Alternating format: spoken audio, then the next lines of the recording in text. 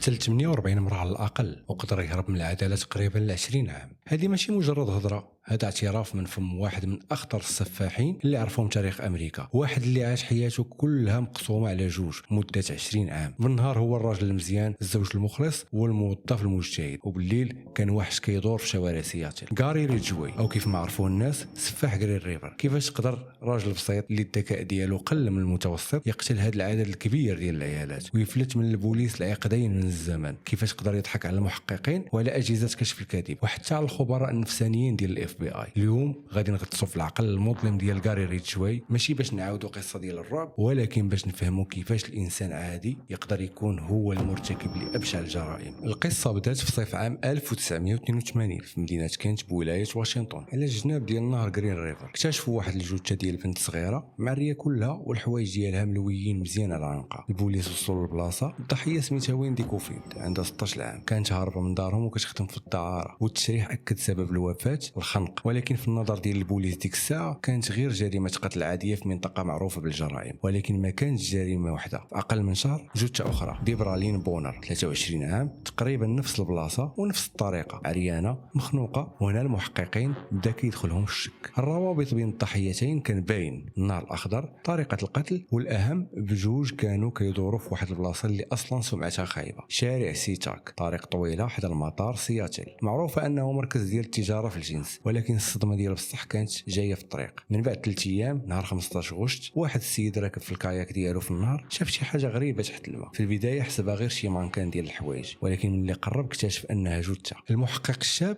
ديفيد رايكرت هو اللي وصل الاول مع الفرقه ديالو. المشهد اللي لقى غادي يبقى مطبوع في المسيره المهنيه ديالو للابد. ما كانش جثه وحده، كانوا جوج ديال الجثث عيالات مرميين في الماء، والمجرم كان متقلهم بالحجر باش يضمن انهم ما يطلعوش للفوق. وفي الوقت اللي رايكرت كان تيقلب على اي دليل على الضفاف ديال النهر، تسمر في براسو بين الشجر كانت كاينه ضحيه ثالثه مخنوقه حتى هي بالحوايج ديالها، 3 الجثث في نهار واحد في نفس البلاصه. هنا المحقق رايكرت سول راسو السؤال اللي غادي يبقى مطاردو ل 20 عام: اش من نوع من الوحوش هذا كنواجهوه؟ الخبر نزل بحال الصاعقه على سياتل، الرعب سيطر على الشوارع، الاعلام ما بقى عنده هضره غير على سفاح جرين ريفر. الضغط كان كبير بزاف، خصوصا ان سياتل كانت يلاه دوزت تجربه خايبه مع سفاح اخر قبل سنين قليله، تيد باندي. الخوف كان هو ان التاريخ تيعاود راسو. من بعد تأسست فرقة عمل جرين ريفر على وجه السرعة. عشرات المحققين من جميع الأجهزة بقيادة ديفيد رايكرت وطلبوا التدخل من الاف بي اي باش يعاونوا. خبراء التحليل النفسي في الاف بي اي درسوا البلايص ديال الجرائم، الضحايا والطريقة ديال القتل، وخرجوا بروفيل للقاتل. هو راجل ابيض في الثلاثينات من عمره، عنده سوابق إجرامية غالبا في الاعتداء الجنسي، على الأغلب ما خدامش وما كيقدرش يحافظ على الوظيفة، كيكره العيالات خصوصا المومسات، وهو تيشوف راسو في مهمة باش يهني العالم منهم، ومحتمل جدا أنه غادي يحاول يدخل راسو في التحقيق أو يتصل بالبوليس باش يعاونهم بالمعلومات. وبالفعل هذا البروفيل بدا كيوجه الشرطه. دازت غير مده قصيره حتى بان المشتبه به الرئيسي الاول. السميه ديالو كانت ميلفين فوستر، شيفور ديال طاكسي في 40 من عمره. هنا يجي السؤال: علاش فوستر؟ حيت كان متطابق مع اغلب المواصفات ديال البروفيل. كان عايش حدا النهر، معروف انه كيدور بزاف في شارع سيتاك، والاهم كان تيعرف الضحايا كاملين، وكان كيتصل بوحده التحقيقات كل شويه تيعطيهم معلومات وتيقول لهم انه عارف شكون القاتل. هنا البوليس قالوا هذا هو الراجل اللي تنقلبوا عليه. خصصوا فريق من المحققين باش يراقبوا ميلفين فوستر 24 ساعه على 24 ساعه 7 ايام في الاسبوع. عيطوا ليه للتحقيق شحال من مره، دخلوا لجهاز كشف الكذب والنتيجه كانت انه تيكذب. هنا البوليس تاكدوا انه شدوا السفاح، ولكن كان مشكل واحد: الوقت اللي المحققين كانوا حاطين ثقلهم كامل على فوستر ومراقبينه بانوا جثث جداد. في 17 شتنبر اكتشفوا الضحيه السادسه، جيزيل لوفرن 17 عام، هذه المره ماشي في النهر ولكن في غابه حدا المطار. هذه الجريمه وقعت في الوقت اللي البوليس كان اصلا مراقبين فوستر. ومع النهايه ديال عام 1983 الحصيله وصلت ل 15 جثه مؤكده وعشرات التقارير على اختفاء مومسات اخرين من شارع سيتاك. هنا المحقق رايكرت والفرقه ديالو عرفوا الحقيقه المره: ميلفين فوستر كان مجرد خيط بدون فائده، كانوا تابعين الراجل الغلط. القاتل الحقيقي كان باقي حر، تيقتل وهو مرتاح، وكان عارف علاش. تيختار المومسات بالذات حيت عارف ان هاد البنات حياتهم مهمشه. الرابط الوحيد ديالهم بالعالم هو زبائن مجهولين، وحتى واحد ما غادي يبلغ على اختفائهم حتى يفوت الفوت. هو براسو في اعترافات من بعد قال كنت عارف انه غادي يدوز وقت طويل قبل ما تحسب مفقوده، ووقت اطول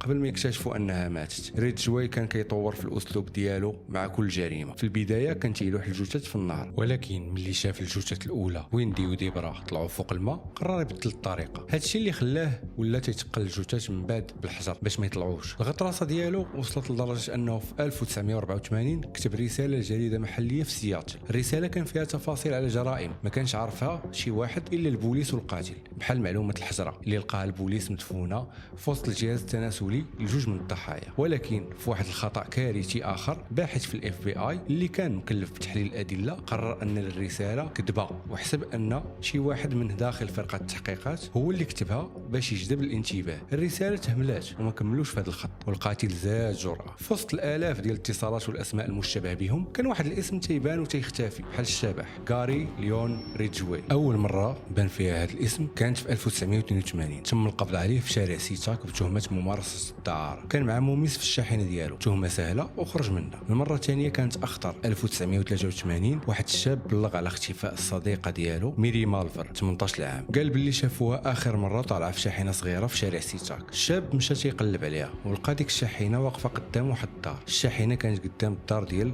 غاري ريدجواي. البوليس مشاو عنده لدارو وبكل هدوء. ريدجواي نفى انه تلاقى مع ميري مالفر. المحققين ما لقاوش عليه حتى شي دليل ومشاو في حالهم. ميري مالفر ما عمرها رجعت. المره الثالثه كانت هي الفرصه الذهبيه في 1984. اسم ريدجواي طلع في لائحه التحقيقات للزبائن المترددين على شارع سيتاك. البوليس استدعاوه مره اخرى للتحقيق، وهنا وقعت المفاجاه اللي قلبت الموازين. غاري ريدجواي وافق انه يدوز اختبار جهاز كشف الكذب. المحققين سولوه السؤال المباشر: واش قتلتي شي وحده من الضحايا ديال جرين ريفر؟ ريدجواي بعيني باردين وبكل هدوء جاوب لا، والنتيجه نجح في الاختبار. الجهاز اشار باللي هو تيقول الحقيقه. المحققين صدموا بناء على النتيجه ديال الاختبار. تم حذف اسم غاري ريدجواي من اللائحه ديال المشتبه بهم الرئيسيين. هنا نسولوا كيفاش قدر يديرها. الاطباء النفسيين كيقولوا ان السيكوباتيين بحال ريدجواي عندهم قدره عجيبه على التحكم في المشاعر ديالهم. والاهم من هذا الشيء كله، ريدجواي ما كانش كيشبه البروفيل اللي معتمدين عليه في البحث ديال الاف بي اي. البروفيل قال ما خدامش، ريدجواي كان خدام في نفس العمل لمده 30 عام. البروفيل قال منعزل وعنده صعوبات في العلاقات. ريدجواي كان مزوج للمره الثالثه وعنده ولد. البروفيل قال عنده سوابق عنف جنسي. ريدجواي السجل ديالو كان شبه نقي.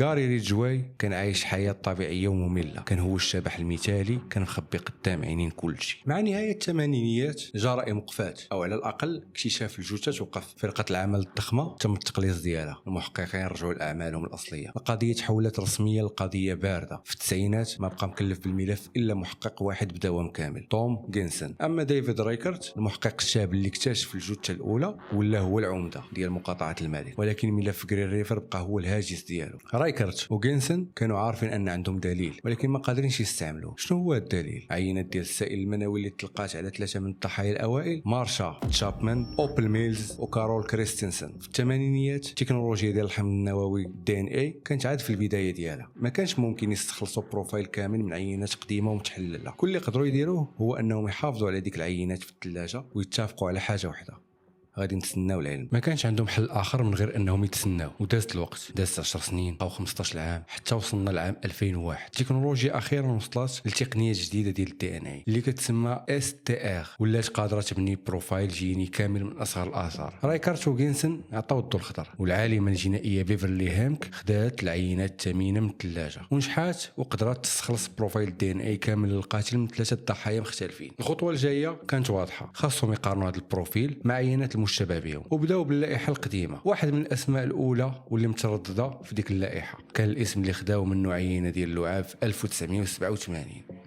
غاري ريدجواي. تمت المقارنه والنتيجه مطابقه 100%. ومن بعد 19 عام واخيرا العلم نطق، سفاح جرين ريفر ولات عنده سميه. 30 نوفمبر 2001 غاري ريدجواي كان خارج من الخدمه ديالو في معمل الشاحنات كيف العاده. فجاه حاصروا سياره البوليس. ديفيد رايكرت اللي دابا ولا هو العمده كان حاضر براسو، قرب من الراجل اللي طاردو 20 عام. ريدجواي كان هادي بطريقه كتخلع وما حاولش يهرب. في الوقت اللي كانوا غاديين به لمركز الشرطه، ريدجواي سول المحققين سؤال واحد، ماشي على التهم وماشي على مرته وماشي على ولده، سولهم شنو غادي يوقع للشاحنه ديالو. النيابه العامه كان عندها عندها دليل DNA قوي ضد ريدجواي على 4 جرائم قتل. هذا الشيء كافي باش يطالبوا ليه بالاعدام، ولكن المحققين كانوا قدام معضله اخلاقيه، هما متاكدين انه قتل العشرات غيرهم، والعائلات ديال الضحايا المفقودين من حقهم يعرفوا الحقيقه. هنا تم عرض صفقه مع الشيطان. المدعي العام نورم مالينغ مشى عند ريدجواي وقال ليه غادي نعرضوا عليك صفقه، تعترف بكل الجرائم اللي درتيها وورينا فين دفنتي كل ضحيه، وفي المقابل النيابه العامه ما غاديش تطالب بالاعدام وغادي تاخذ المؤبد. ريدجواي فكر وقرر انه يحل الباب على اسوأ الكوابيس. لمده 180 يوم 6 شهور ديال الاستجوابات ريدجواي اعترف. تم احضار الباحثه النفسيه من FBI ميري إيلين أوتول باش تحاول تفهم العقل ديالو ريدجواي وباش تخليه يعاود بالتفاصيل. حساته انه هو المسيطر وخاطبت النرجسيه اللي في الداخل ديالو. اعترف انه كان تيستعمل المظهر ديالو كأب عادي كطعن، كان تيوري الضحايا تصاور ديال ولده الصغير اللي في البسطام ديالو، تيقول لهم شوفوا انا اب. هذا الشيء كان تيخليهم يثيقوا فيه ويطلعوا معاه الشاحنه. وزاد اعترف بالدافع الحقيقي اللي هو التحكم. قال انه كيكره المومسات حيت كانوا تيتحكموا فيه، والقتل كان هو الطريقه ديالو باش يسترجع ديك السيطره. وتكلم على الجذور ديال هذه الكراهيه. العلاقه ديالو بمو، قال باللي كانت تتحرجو وتتاذيه نفسيا وهو صغير بسبب التبول اللا ارادي. هذا الادلال زرع فيه غضب مدفون تجاه العيالات. ريدجواي اعترف بقتل 48 مرة، ولكن المحققين متاكدين ان العدد الحقيقي